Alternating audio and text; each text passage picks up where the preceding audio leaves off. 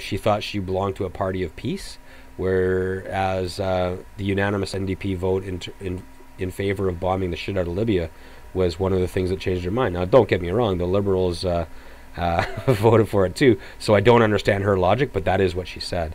So she said, like, if you know, I suppose that if the deal is broken on both sides, there's no more deal left. You know what I mean? And Yeah. one of the things is I gotta point it out. I was thinking about just not mentioning this, but I gotta point it out. I was a little disappointed in Olivia Chow.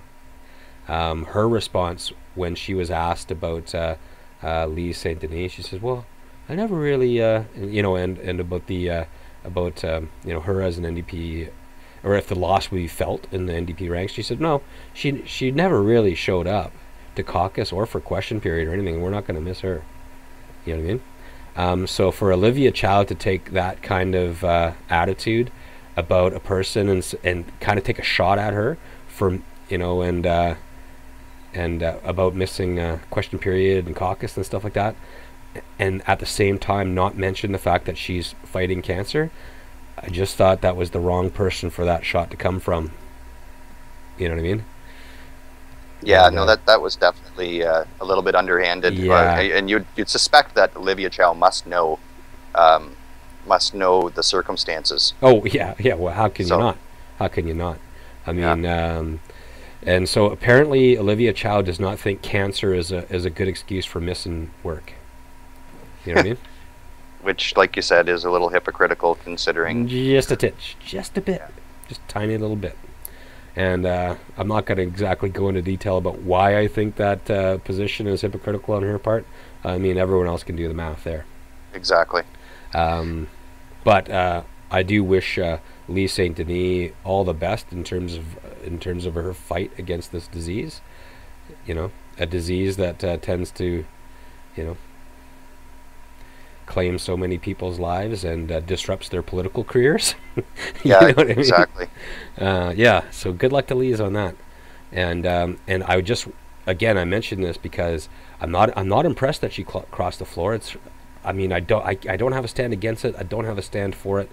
But I certainly don't like the NDP's reaction. They could have just said nothing, nothing. They win. But what the stuff they did say was just so blatantly self-serving Yeah, it and comes off very disingenuous. petty. Yeah, it's like, okay, you know, and as we know, the media does not generate headlines unless it's about disputes or confrontations or something like that. If the NDP respected her decision and said at least she didn't go to the Conservatives, then they would have been a winner. You know what I Yeah, mean? yeah, she's still an opposition MP, Yeah, so and which that is, I guess, the other piece of good yeah, news. Now, unfortunately, I'm rapidly running out of time, but I think we have enough time to get in our last topic matter, which is the whole recent flare up, in the words also of the Enbridge pipeline. yeah. Uh, What a so ridiculous issue that is, man. And yeah, I mean, okay, if you got a little background, then go for it. well, all I was going to say, just to lead in here, is the Enbridge, what is it? Enbridge Northern Gateway Pipeline. Is that the name of it? That's Yeah. being negotiated. It'll move tar sands oil, um, and, and ultimately the opposition to this pipeline. Stephen Harper came out and called them radical foreigners, which seems to have kind of taken away any concentration on the actual environmental effects Yeah. of this pipeline, and instead focused on whether the 3 or 4 Americans that are opposing it are the more valuable members that are opposing it. Yeah, it's a way of denigrating all the opposition, right? And it reframes the debate um, in terms of what is the economic impact of this pipeline? What is the environmental impact of this pipeline? This is what Canadians should be talking about. But Joe Oliver, the Minister of Natural Resources, instead reframed the debate by calling the opposition to this radical environmentalists funded by foreign billionaires. You know what I Right. mean? And And then all of a sudden, all the media attention, all the debate about the situation was focused on the patently ridiculous nature of this statement. Okay, fine. A child could prove how ridiculous that statement was, but it tied up the environmental movement and the media for a whole week talking about it. And no one got around to talking about the two main aspects of this, which is the environmental impact and the economic impact of this pipeline. So Exactly. score one for Stephen Harper. Even as the HarperCons look ridiculous in making the statements they did exactly what they did intentionally to reframe the debate and keep us off the topic that is important, which is the environmental impact and the economic impact. And, Go ahead. oh, and on that, what I wanted to ask you was, what do you think? Why aren't we just refining the tar sand oil right there in Alberta, or maybe Manitoba or BC? Well, yeah, it'd be lovely if we could, because imagine, like, there's only the jobs that are involved in building a pipeline are very temporary, but and there's probably more jobs involved in building refinery facilities, right? And then all of a sudden, the pipeline you need is different. It's of a different nature, because to ship bitumen through a pipeline, you have to heat it up to super temperatures because it's so thick. It has to be highly pressurized and at an extremely high temperature, which means the pipeline is much more susceptible to rupturing and much harder to put back together. So you refine the product in Alberta if you want to keep most of the economic benefits local to our country.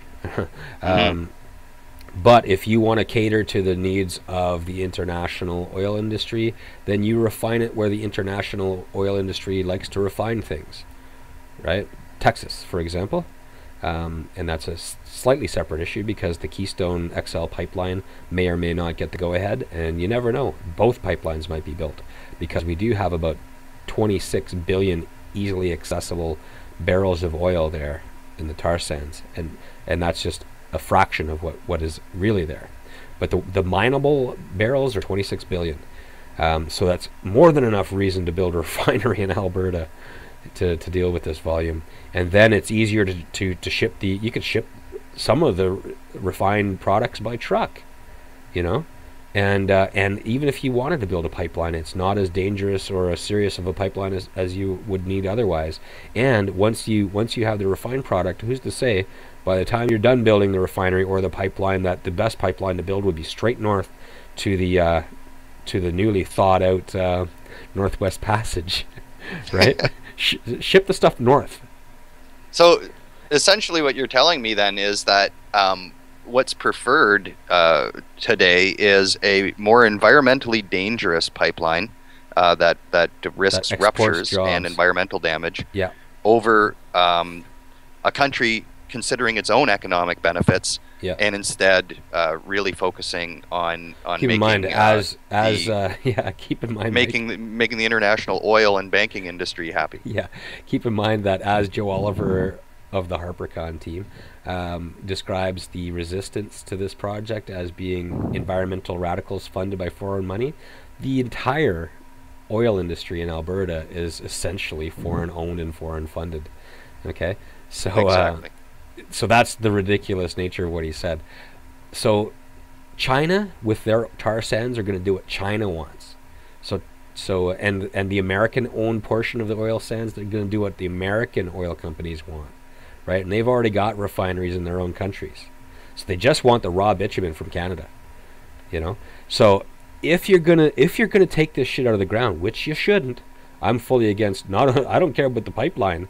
I care more about taking it out of the ground. Once you've taken it out of the ground, it's already an environmental atrocity. Right. Okay, and then shipping it is another environmental atrocity. But the one you should concentrate on is taking it out of the ground, because what people don't really talk about, except for Thomas Mulcair, is the only politician I've seen bring this up, is the rapid development of the tar sands is depleting Ontario's manufacturing sector, because as we become more of an oil economy, our currency becomes a petrocurrency, pegged to the price of oil, which is appreciating. So now, because of the tar sands, primarily, our currency has floated higher in relation to all the other currencies of the world, making our manufacturing sector in Ontario less competitive. So let's stop the rapid development of the oil sands entirely. And the way you want to do it now, if anyone's concerned, is join the NDP right now and vote for Thomas Mulcair. He understands this. He's the only one I've heard talking about this. Okay, you don't want to stop the pipeline, because you can't stop the pipeline, because there is no potent resistance to it. You have to stop it by having a federal government and a leader that understands the dynamics involved, right? So in Thomas Mulcair's environmental plan and in his economic plan for Ontario, stunting the development of the oil sands is front and center. Okay, so once you take it out of the ground, you don't see a lot of people that can approach in the environment and economy in the end and find a benefit for both. Absolutely, absolutely. It's key, because we understand that Canadian people will not vote on the environmental issue. Otherwise, Stéphane Dion would be our prime minister right now, right? Exactly. And his proposed carbon tax would have stunted the development of the oil sands just fine. Thank you very much. You know what I mean? But people thought a carbon tax, that's going to make my gas more expensive. So when I fart around going to work and going to the grocery store, I'll be paying tax to Stéphane Dion, the environmental guy. You know what I mean? But what it really would have done, yeah, you'd pay more tax on your gas, because your gas is a hydrocarbon and it's polluting, so you pay tax on that. But Stéphane Dion promised to return it to everybody through income tax deductions, which the oil sands would not have gotten. So anyway, the opposition to this pipeline is ridiculous. I'm not a really big fan of the environmental movement at all. That's one of the essential components of the resistance to this, the environmental movement. Okay, seeing to the fact that I know a lot of people who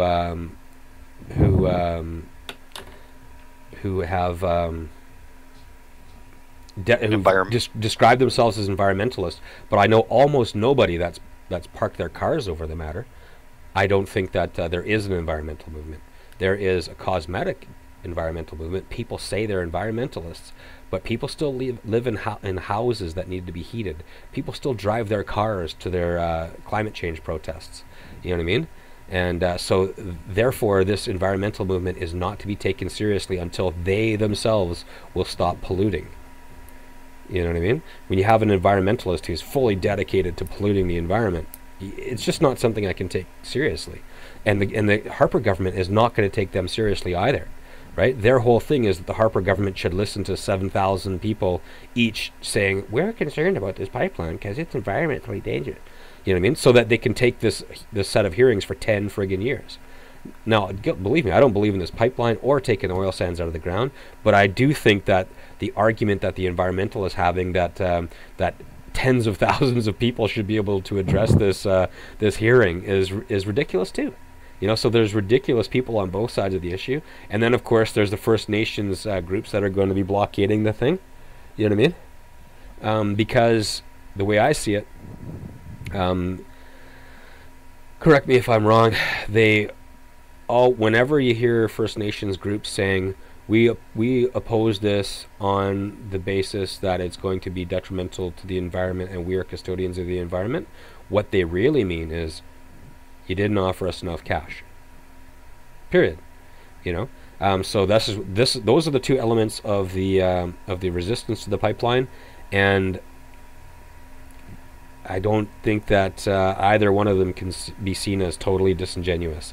Not to say that there's not First Nations people that are sincere and ardent environmentalists, or even environmentalists. I mean, in a way they are trapped they're in a box they can't get out of. You're trying to solve a problem from within the confines of the problem, but what you have said does contain a large amount of truth.